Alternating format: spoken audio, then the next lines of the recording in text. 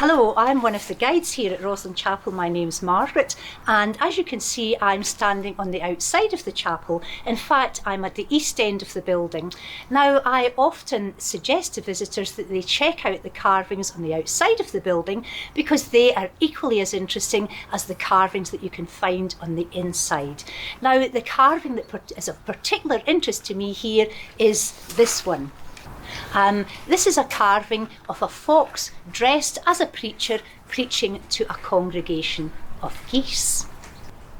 Hopefully you can see here, this looks to be the ear of the fox. The other ear is a bit less visible. The fox here has a very angular face, and round the neck it would seem that the fox has a cowl. Now, a cowl was a loose large hood that formed part of the habit of the medieval priests and monks. The fox also looks to be holding something at the front here. Now, it's not terribly visible what this is. It does look as if it might have been a book, perhaps even the Bible. But what is very visible are the geese that are at the foot of the fox. Was that just for amusement of those medieval worshippers, or would it have had a deeper meaning? And indeed it would have had a deeper meaning. The medieval worshippers would have understood the symbolism contained in the carving, and much more so than we can today, looking back from a 21st century perspective. Now, research has suggested that this carving is perhaps cocking a snook at an English group of Christians known as the Lollards. Now, the Lollards were active from the 13th until the 15th centuries, and they were followers of an English theologian called John Wycliffe.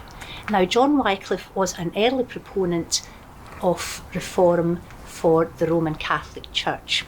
And the ideology of Wycliffe and his followers was that Christianity could be improved by a greater understanding of the scriptures. And they believed that this could be done by translating the Bible into English. And indeed, John Wycliffe did exactly that.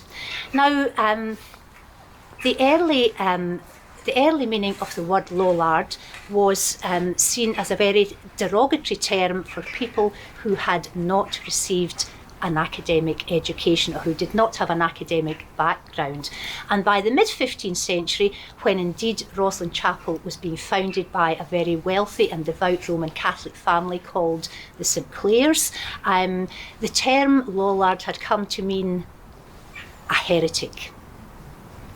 Now, the Roman Catholic Church of the Middle Ages, they often used art and carvings to attack the sort of teachings of the Lollards. And indeed, animal carvings were often used to satirise the religious feeling of the time.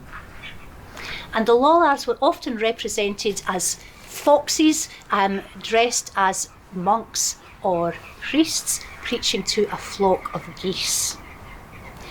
Again, in the Middle Ages, the literature of the Middle Ages had stories of Reynard the Fox. These were very, very popular stories. And of course, Mr. Fox did not enjoy a particularly good publicity, always seen to be rather sly, devious, and cunning. And so the fox in this carving is he drawing the geese closer and closer to him by the words that he's using until they get so close to him that he can snatch them into his jaws and devour them. And it is suggested that the moral given in this carving is that foolish people are seduced by false doctrines.